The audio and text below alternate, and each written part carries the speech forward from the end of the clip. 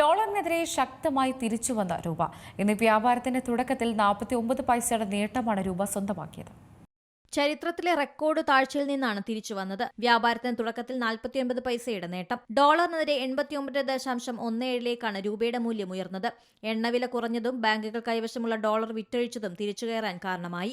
ഓഹരി വിപണിയിൽ നിന്നുള്ള അനുകൂല സൂചനകളും ഗുണമായി. റിസർവ് ബാങ്കിന്റെ ഇടപെടൽ രൂപ തിരിച്ചുവരാൻ സഹായകമായതായി വിദഗ്ധർ പറയുന്നു. വെള്ളിയാഴ്ച 98 പൈസയുടെ നഷ്ടം നേരിട്ടതോടെയാണ് 89.66 എന്ന ചരിത്രത്തിലെ റെക്കോർഡ് താഴ്ചയിലേക്ക് രൂപ കൂപ്പുകുത്തിയത്.